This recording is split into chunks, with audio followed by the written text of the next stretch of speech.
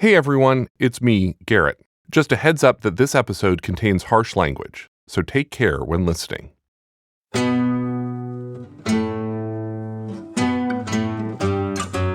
On June 11th, 2014, Sony Pictures dropped a teaser trailer for an upcoming movie. Kim Jong-un's people believe anything he tells them, including that he can speak to dolphins. The movie was called The Interview. The premise was ridiculous. Two hapless TV journalists, played by Seth Rogen and James Franco, but he does talk to dolphins, were hired by the CIA to kill the leader of North Korea. You want to go kill Kim Jong-un? Totally. I'd love to assassinate Kim Jong-un. It's a date. We put out a trailer for the movie sometime in early June of that year, and we received a very cryptic email from the North Korean envoy in New York. Michael Linton was the head of Sony Pictures Entertainment when the threatening email about the interview landed in his inbox. We couldn't even tell whether it was real or fake. It sort of intimated that the authorities in North Korea really didn't want this movie to be coming out. It turned out that the email was real, and North Korea quickly followed it up with threats. North Korea says the United States is on the verge of committing an act of war and that A few days later, North Korea released a statement about the movie. The act of making and screening such a movie that portrays an attack on our top leadership is a most wanton act of terror. If the U.S. government permits or protects the film, there will accordingly be firm and merciless response. The next day, North Korea launched a few missiles into the Sea of Japan, a show of force. Seth Rogen later joked on Twitter, "People don't usually want to kill me for one of my movies until after they've paid $12 for it."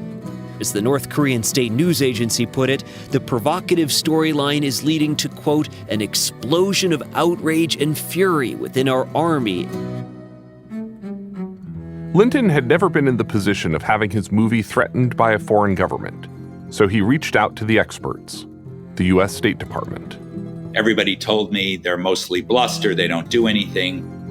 Unfortunately, they were basing their analysis on Kim Jong-il, not Kim Jong-un, the son. The son, it turns out, is more ambitious than the father in terms of what he was willing to do.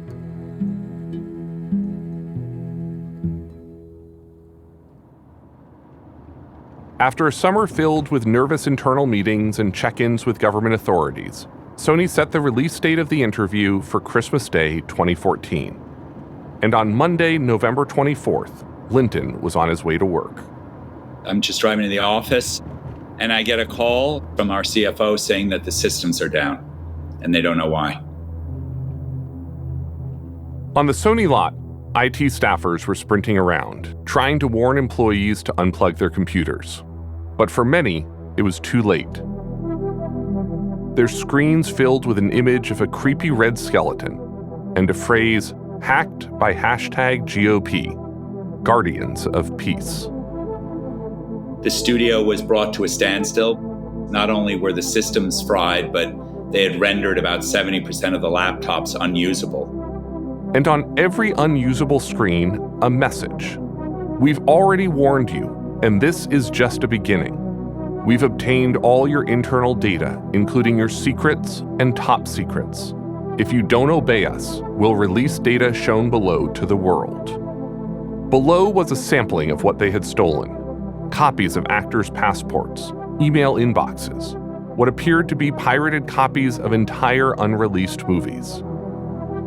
Company Twitter accounts had been hacked too, with a warning. You, the criminals, including Michael Linton, will surely go to hell. Nobody can help you. We weren't clear what at the time was doing it, but we began to sort of think that it might have been the North Koreans. We very quickly got in touch with the FBI. They brought about 20 agents into the studio. They took the laptops and started to do forensics. The attack was even worse than it appeared. 2/3 of the servers had been destroyed. 3,000 company computers had been wiped clean entirely. Sony Pictures was, for all intents and purposes, frozen. But the pain was only just beginning. is one of the most destructive and disruptive cyber attacks to hit any U.S. company in history. Some are calling the Hollywood hack job. At least 5 major movies leaked online. Most of them before they've even hit theaters. Millions have already watched them online. Now the feds are focusing in. There was a lot of unrest at the studio. In some cases, actors were very upset about the fact that unfinished material was being seen by the public. The hackers spilled more files, the personal details of nearly 4,000 employees, including social security numbers. And then they started dumping thousands of internal emails, and the media descended. Hollywood abuzz as Tinseltown's dirty laundry is laid out in plain view.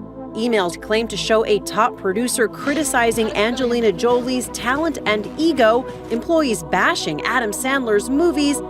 Every few days, the hackers would unload another trove of email, and some of them were really damaging.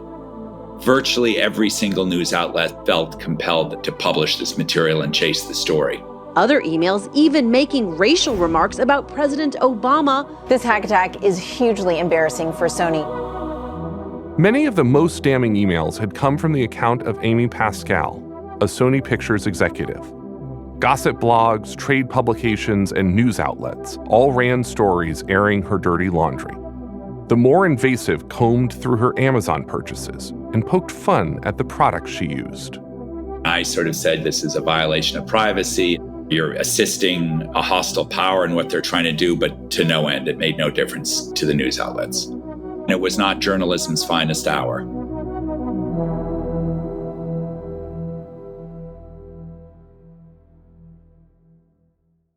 The Sony hack had come at the peak of internet virality.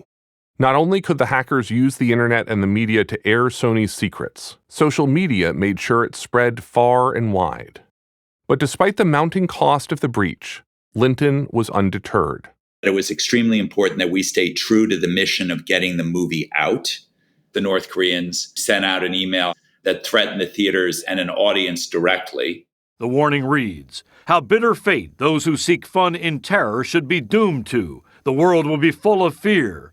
Remember the 11th of September, 2001. Worried about a terror attack, the major theater chains pulled out of showing the interview. Listen, it was a funny movie. Is it a movie for the ages? No. You could ask yourself, gee, is it really worth putting something like this out and fighting the fight? I always took the argument that if you've committed to put something out, if you're threatened, you should actually be even more committed to putting something out. So when they threatened us, my reaction was, okay, fine. By any means necessary, we're going to make sure that we get the movie out. The North Korean hack of Sony failed in its ultimate goal. The interview was released online and in a string of independent theaters.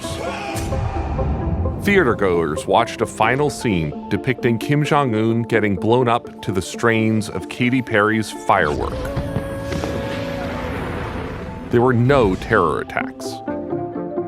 The FBI ultimately confirmed that the hack had come from North Korea. I think it says something interesting about North Korea that they decided to have the state mount an all-out assault on a movie studio because of a satirical movie starring Seth Rogen and James Flacco. The attack cost Sony Pictures at least $15 million, to say nothing of the untold millions lost because of leaked movies and reputational damage to the company. To most, it was a painful lesson on cybersecurity. But America's adversaries also learned a lesson, that American media would happily publish stolen material regardless of the source, that cyber attacks cost little and could do a lot of damage. Both state and non-state actors are going to have the capacity to disrupt our lives in all sorts of ways. We have to do a much better job of guarding against that. The next cyber attack would happen far sooner than anyone thought. It would be an all-out assault on the democratic process. I'm Garrett Graff, and this is Long Shadow, Breaking the Internet. Episode 5, Weapons of Mass Distraction.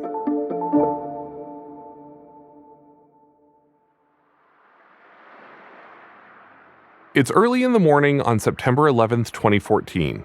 the 13th anniversary of the 9/11 terror attacks. Duval Arthur arrives at the St. Mary Parish Government Building in Morgan, Louisiana. Well, I was the Homeland Security officer for our parish. The rest of the United States would be the county, but in Louisiana we call them parishes. My normal routine would be when I get there in the morning, I just walk through the building and just take a look and make sure everything looks okay and there's nothing out of place. And then go back to my office and start checking my emails. The text came in saying that there had been a chemical release at Columbia Chemical. Take caution and listen for instructions. On Twitter, hundreds of accounts are tweeting about an explosion at the nearby Columbian Chemicals factory in Centerville, Louisiana. Users are posting pictures of the factory engulfed in flames and tweeting their alarm. I don't want to believe this happened. Hashtag Columbian Chemicals, I'm totally shocked. I beg of you, tell the truth about hashtag Columbian Chemicals. Suddenly, people are posting videos of the incident. A surveillance video of the explosion taken at a gas station. Another video of a plume of black smoke reaching into the sky. In one video, a man films his television, where masked ISIS fighters are giving a speech, purportedly taking responsibility for a terror attack at Columbian Chemicals. Local media outlets seem to be reporting the attack on social media. A user posted a screenshot of CNN's homepage with the headline, "Plant explosion in Centerville caused panic." It was kind of confusing. I mean, I'm familiar with Columbia Chemical. They don't have chemicals there, they have carbon black. Carbon black is a petroleum product used to make tires, but it wouldn't cause a dangerous leak. We got a lot of phone calls from people that got the text. They were scared that there had been a chemical release and wanted to know what they should be doing. If it would have been a chemical plant, we would have sent an alert out for people to close their windows and shelter in place immediately. But that wasn't the case. In the end, it only took Arthur one phone call to Columbian Chemicals to get to the truth. Wasn't any meat and potatoes there. It was just a hoax. Somebody was playing a joke on us. The CNN image was photoshopped. The media outlet accounts tweeting about the explosion were fake, and someone had gone through a lot of trouble to stage the videos. Someone who spoke off camera with an accent that wasn't quite American. Hundreds of users had tweeted under the Columbian Chemicals hashtag. Users with American-sounding names like Emily Hughes and Kyle Walker. But if you scrolled down far enough, there were tons of accounts tweeting about the disaster in Russian. Whoever was behind it, the Columbian Chemicals explosion hoax failed to cause widespread panic. I didn't hear about anybody jumping off a bridge or shooting themselves because the chemical was going to get them. We didn't have anything like that. The whole thing was quickly disproven and shut down, but it had all the hallmarks of a failed experiment, a test run for something bigger. 2014 was turning out to be a tumultuous year for America. High-profile police killings of unarmed black men, like Michael Brown in Ferguson, Missouri, sparked widespread outrage. And then, on November 22nd, a 12-year-old boy named Tamir Rice was shot and killed by police in Cleveland. People say that they want charges brought against the officer. They're saying something needs to be done. 2 days later, the same day that North Korean hackers broke into Sony Pictures, a Missouri grand jury refused to indict the officer who shot Michael Brown. What you're looking at is the aftermath of the grand jury deciding not to indict. Protests and violence roiled the streets of Ferguson. That's one police cruiser that is fully engulfed right now. Other mass protests followed in cities all over the country. With the 2016 presidential election on the horizon, the debate over racism and police brutality was dividing Americans. Some viewed the protests and riots as necessary expressions. Others viewed them as lawless. Others still saw an opportunity in the chaos. I haven't seen division like this in many, many years. Right. Mr. Trump, good morning to you. Donald Trump was just beginning to publicly toy with a run for the presidency. Well, what we need is real leadership, and it's blowing up. You have a country that's a real mess right now. Furious debates were happening on social media, fueled by an algorithm that was prioritizing divisive content and putting it at the top of everyone's feed. And on December 13th, many of the same accounts that had spread the Colombian chemicals hoax started tweeting about an unarmed black woman who had been killed by police under the hashtag Shocking Murder in Atlanta. Along with the posts, there was another blurry YouTube video purporting to show the shooting. A familiar man's voice narrated what was happening just off camera. A man whose accent was not quite American. Like Colombian chemicals, the shooting hoax never really took off. But the intent of both hoaxes was clear. Someone was trying to stoke smoldering fears around terrorism and police brutality.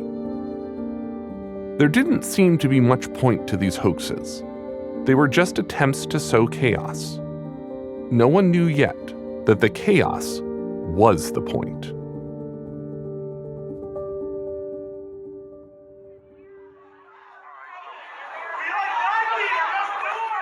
It's May 21st, 2016, on a street in downtown Houston, at a rally called Stop the Islamization of Texas. On one side of the street, people with the Facebook group that organized the rally, Heart of Texas, are waving Confederate flags and holding a sign that says White Lives Matter. On the other side of the street, people with the Facebook group who organized the counter-protest, United Muslims of America, are holding a banner featuring a picture of Hitler. It says, "Follow your leader, kill yourself." 2016 is an election year. Donald Trump is now the presumptive Republican nominee, and America seems more ideologically divided than ever before. The Heart of Texas Facebook group has about 250,000 followers. United Muslims of America has over 320,000. They've brought dozens of people together on this Texas street. But none of these people have any idea that the groups who organized this event are being run by a hostile foreign organization. An organization that exists solely to sow the anger and division playing out right here and right now. But in the spring of 2016, it's only one arm of a quiet attack on American society. Welcome back to The Lead. This just into CNN. Russian hackers managed to infiltrate the computer network at the Democratic National Committee. In June, it was discovered that hackers working for the Russian military intelligence agency known as the GRU had broken into the Democratic National Committee. Some had been inside the system for over a year. The hackers were looking for information on political campaigns and strategies, opposition research on Donald Trump, and foreign policy plans. The Russian hackers followed the playbook laid out by the Sony Pictures hack back in 2014. Using WikiLeaks, they published thousands of stolen DNC emails. And just like with Sony Pictures, the media ran wild. We have new details now on that email hack at the DNC this morning. We're getting a rare inside look at the machinations of the Clinton Democratic Party money-raising machine. U.S. news outlets were only too happy to splash the dirty laundry of the DNC and the Clinton campaign all over their front pages. There were stories about the lavish rewards for DNC donors. One email describes the price of a private dinner with Hillary Clinton, $200,000. And stories about the committee's embarrassing behind-the-scenes messages. The flood of emails suggests that in private, her advisors like to tee off on everyone, from Catholics to Latinos and Southerners. But the story that dominated the news cycle was about the DNC's treatment of presidential candidate Bernie Sanders. The latest emails released by WikiLeaks suggest that top officials at the Democratic National Committee plan to undermine Bernie Sanders' presidential campaign. They have totally disrespected Bernie Sanders. I mean, he almost beat her. Donald Trump seized on the opportunity brought by the hack, saying that the primary was rigged. And despite it being another chance to attack his opponent, he had a point. Up until then, Hillary Clinton's misuse of her email system while she was Secretary of State had been one of Trump's biggest attack points. He had seized on how Clinton had deleted 33,000 emails. Now he had the chance to meld the controversies. Staring into the camera, Trump made a stunning request of a hostile foreign adversary. Russia, if you're listening, I hope you're able to find the 30,000 emails that are missing. Hours later, hackers for the Russian government seemed to heed Trump's call. For the first time, they targeted Clinton's personal office and more than 70 other Clinton campaign accounts. If Russia or China or any other country has those emails, I mean, to be honest with you, I'd love to see them.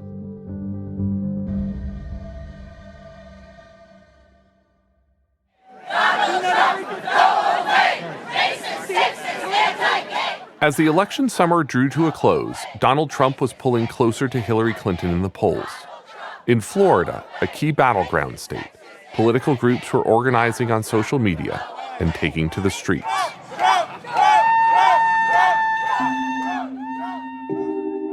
In August, a pro-Trump Facebook group called Being Patriotic put out a call for a series of flash mobs to be held simultaneously across Florida on August 20th. That's when Harry Miller, a Trump supporter from West Palm Beach, Florida, got a DM from one of Being Patriotic's organizers. I believe his name was Matt. He had an elaborate website. He told me it was part of a big group of people. Miller told his story to WNYC back in 2018. There was a conversation about the desire to put on something like a flash mob or something supporting Donald Trump. Initially, I was very suspect of him. And the reason I was suspect is because he had a strong accent. At the time, there was a lot of commotion about Muslims, and I thought he was a Muslim of some kind and was trying to set something up. He was asking me about making a trailer with a jail type of thing on it. For the flash mob in West Palm Beach, Matt wanted Miller to build a cage on the back of his truck, which would serve as a kind of parade float. And I did eventually say yes. What was odd is they insisted on paying me. And I'd written an estimate around $505 for it. But it did come from out of the country. I do recall that. Miller got to work, building what Matt had asked for. I have an F-350 Ford pickup truck. And I built a chain link fence, 3 sides and then 1 side with a gate. And on the 4 corners, I had American flags, of course. There was a lot of talk about who was going to go in the cage. And he says, oh, well, we'll hire some actors. They said they were UCLA students working with Hollywood producers. Anne-Marie Margaret Thomas spoke with WNYC in 2018 as well. Around that time, she got a call from a guy who introduced himself as Matt.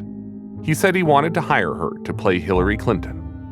So I went to the Hollywood mask store and I bought a full head mask of Hillary. I made the costume from a nurse's outfit, and on the back it said inmate. On August 20th, Miller drove his cage truck to West Palm Beach with Anne-Marie Thomas and another man who played Bill Clinton. But it was City Place in front of Cheesecake Factories where this happened. In a Facebook Live video, you can see Thomas in her outsized Hillary mask and prison jumpsuit as a crowd chants, "Lock her up."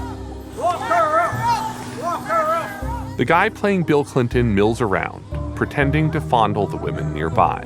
Get your husband under control here, Hillary. Bill was supposed to find a lady that would be standing around like a news lady and try to flirt with her.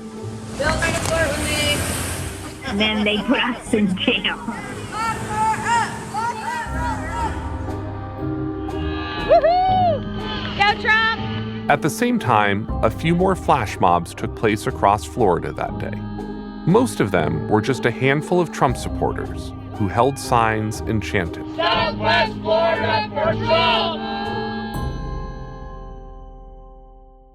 As events like those flash mobs unfolded across America throughout that summer and fall, Russian hackers continued to release tranches of emails and internal documents they'd stolen from the DNC.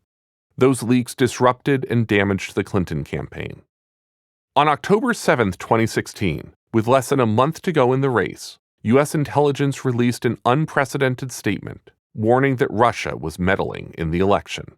The United States formally charged that Russia organized the hacking of democratic political sites and state election systems. You probably don't remember that, though, because just 30 minutes later, a tape emerged of Trump caught on a hot mic on the set of Access Hollywood in 2005, speaking in vulgar terms. And when you're a star, they let you do it.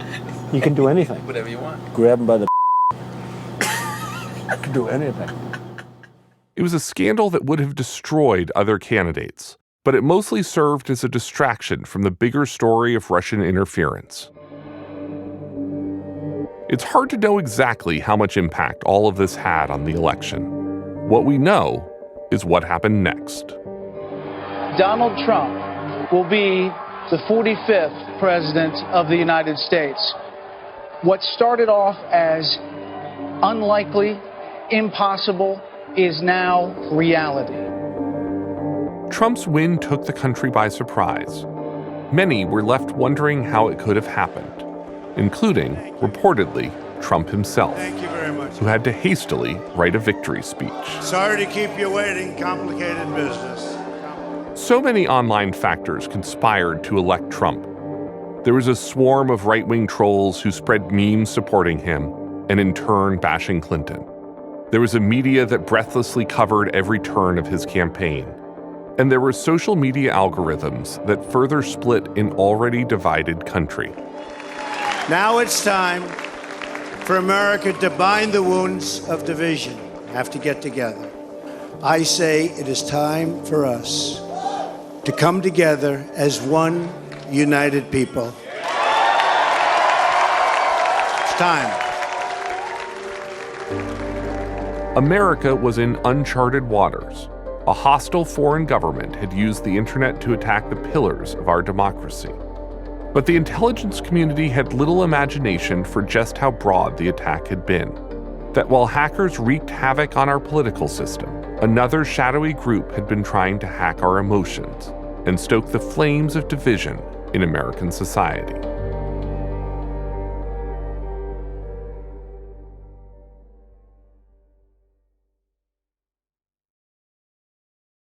I joined Meta in January of 2017. I like to call it the artist formerly known as Facebook. Olga Beloglova joined Facebook as a contractor just as the dust was settling on the 2016 election and the Trump presidency was beginning. My main job at the company was really to do research into the ways in which Russian influence operators work. The team that I joined already knew about the DNC hack, that Russia had indeed interfered or attempted to interfere. Facebook suspected there had also been a Russian campaign to influence Americans on social media. It was something that we were deliberately looking for and just waiting to find.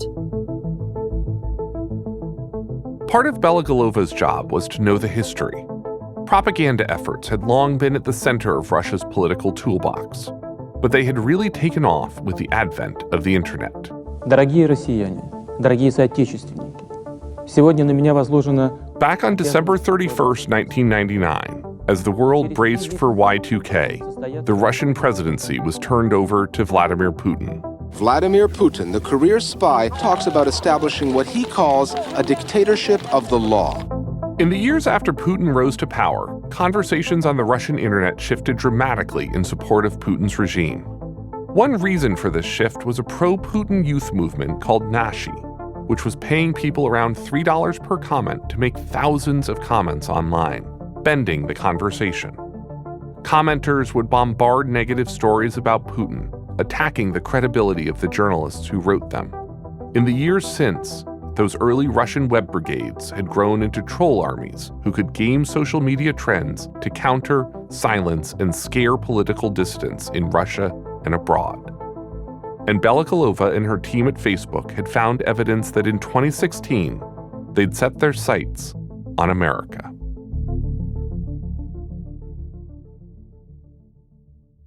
It wasn't until June of 2017 that there was a set of ads that an investigator had found that looked like it was targeting the United States.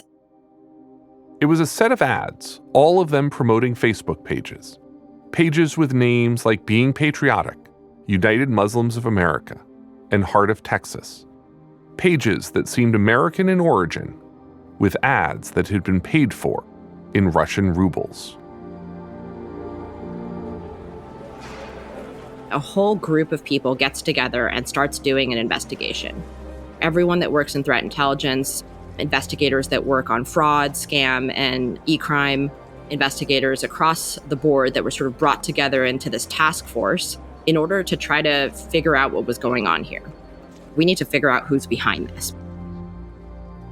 Eventually, a couple of us were standing around a computer, and we had this sort of eureka moment where we were able to connect on a network graph the 14 ad accounts and the actual operators of the accounts. Oh my gosh, we actually know who's behind this now. This troll farm that we had read about. The Internet Research Agency. Every evening, the same comings and goings.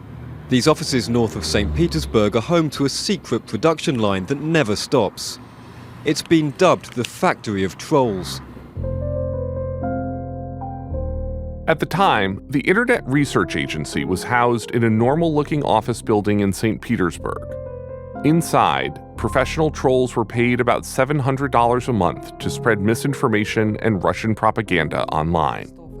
The two main heroes the trolls have to comment on are Vladimir Putin and Defense Minister Sergei Shoigu.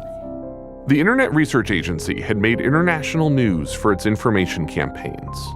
But although it often took up Putin's causes, the agency was supposed to be independent. The Internet Research Agency was never part of the Russian government. They are a troll farm run by a wealthy man who happens to have contracts with the Russian government, a man named Yevgeny Prigozhin. Мы все попадем в ад, но в аду мы будем лучше. Абсолютно. Prigozhin was an ex-convict turned upscale restaurateur. Putin was a big fan of his restaurants, and he became known in the media as Putin's chef. There's all these New York Times stories that have a big picture of him serving food to Putin. Prigozhin even served President George W. Bush at a state dinner in 2006. And as Putin consolidated power, Prigozhin's chummy relationship with him had its benefits. He had a company called Concord Catering, and he had catering contracts with the Russian military and with the Russian government. He's someone who is a friend of the Kremlin, and he's someone who has some incentive to do things that are beneficial to the future of the Russian state. Война тяжелая.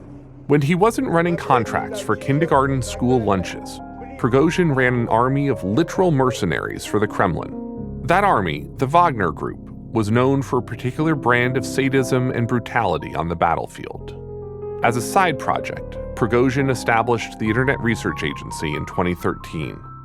It soon employed hundreds of professional trolls, and much of its work focused on promoting Putin inside Russia. The Kremlin trolls working in the day are leaving, and just before, the night teams go in. They had people working in shifts, people coming in and out of the building at different times of day. They're relatively young, the employees of the company, who had degrees in English, in Russian, in literature. And the business is organized around creating fake accounts, trying to post articles, trying to write blogs, and do all kinds of things in the general information ecosystem to try to get people to be more divided and to manipulate them.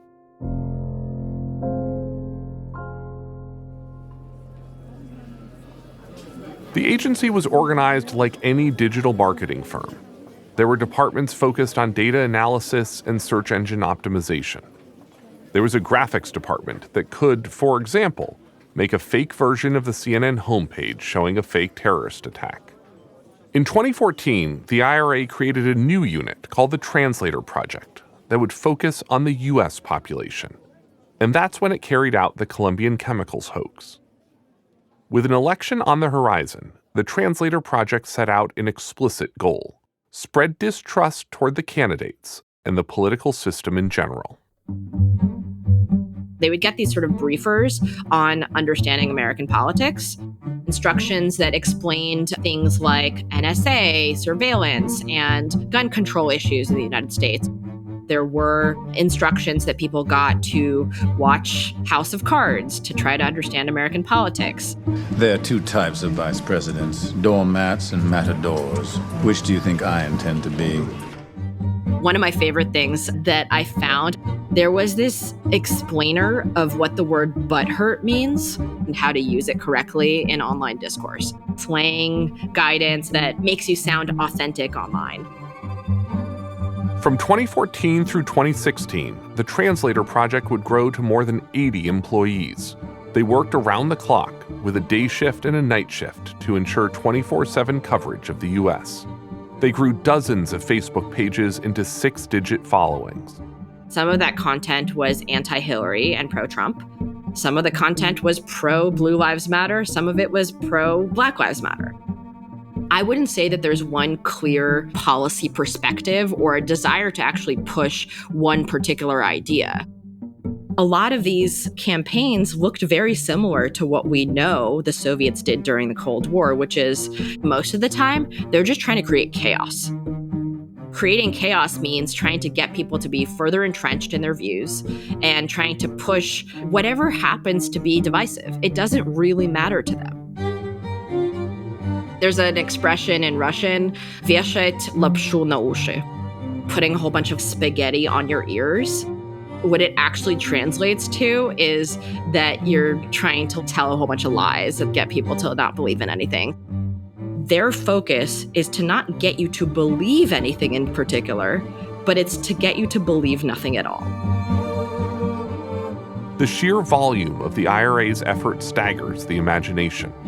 All told, it posted some 80,000 pieces of content. They even built ties with real-life activists in the U.S. and helped organize offline rallies and events.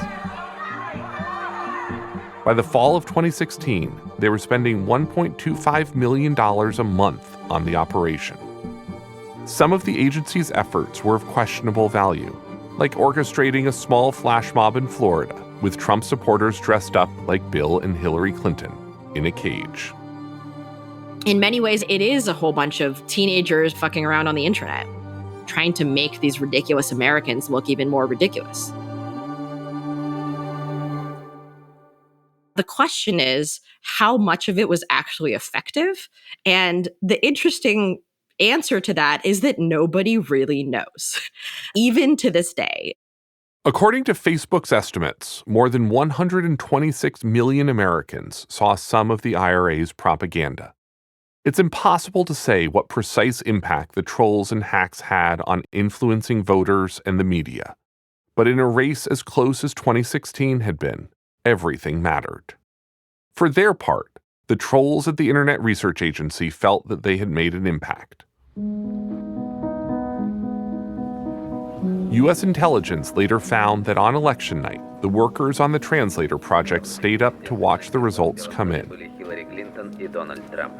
According to an intercepted communication, one employee later remembered, when around 8 a.m. the most important result of our work arrived, we uncorked a tiny bottle of champagne, took one gulp each, and looked into each other's eyes. We uttered almost in unison, "We made America great."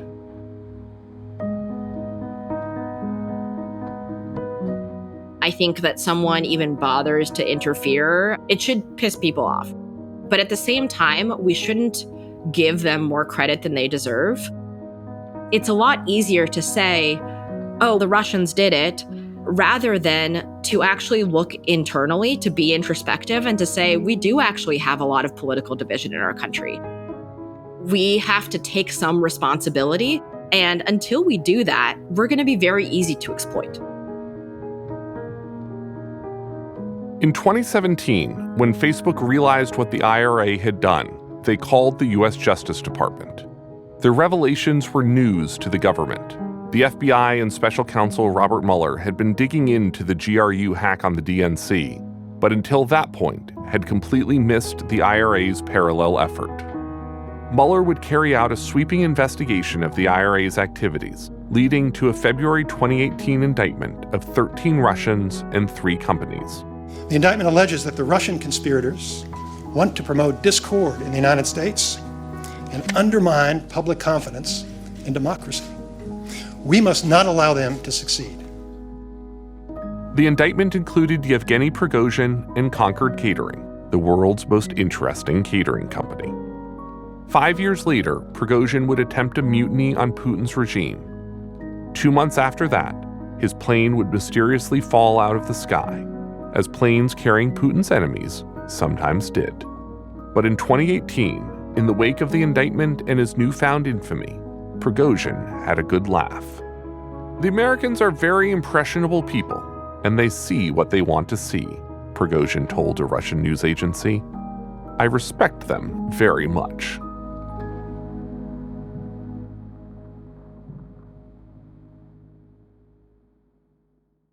It had been a rough few years for Facebook. Their product had been a major contributor to a genocide in Myanmar. Now it had been used by a foreign power to influence an American election. And once it started looking, Facebook would find its platform being used in other influence operations all over the world. We took down operations targeting domestic politics in Azerbaijan. We also took down a troll farm in Nicaragua. There were operations from pretty much every country that you can think of in the world. This was something the company hadn't had to deal with before, and it was under a tremendous amount of scrutiny from not just in the United States, but parliaments around the world. Intense scrutiny on social media companies like Facebook would lead to sweeping change across the industry to battle misinformation and disinformation. We didn't take a broad enough view of our responsibility, and that was a big mistake. And it was my mistake, and I'm sorry. This era of reckoning for social media wouldn't last long. The world would soon be met with a firestorm of fear, fake news, and conspiracy it had never seen before. Fast-breaking developments in the coronavirus emergency in the U.S. and around the world. The number of cases soaring just today. The internet would be weaponized in ways no one ever imagined, to launch another attack on the foundation of democracy. This one closer to home. That's on the next episode of Long Shadow, Breaking the Internet. Long Shadow is a production of Longlead, distributed by PRX. The show is produced and co-written by Ryan Swikert. John Patrick Pullen is our story editor and executive producer. Emily Barone is Longlead's managing editor. Kevin Shepard and Ula Kulpa served as associate producers. Additional editorial support by Ula Kulpa. Audience development by Jensen Rubenstein. Fact-checking by Will DeGravio. Claire Mullen did the mix. Sound design by Claire Mullen and Ryan Swikert. John Singh handles publicity for Longlead. The Podglomerate provides publicity, marketing, and promotional support for the show. Music by Epidemic Sound and Marmoset. Cover art by Longlead's creative director, Sarah Rogers. Learn more about Longlead and subscribe to our newsletter at longlead.com. Episode transcripts and more are available at longshadowpodcast.com. One editorial note. The voices used in this episode for the IRA's fake accounts were done by AI. If you're enjoying the show, spread the word and leave us a review on Apple Podcasts. It helps others find the show. I'm Garrett Graff, and thanks for listening.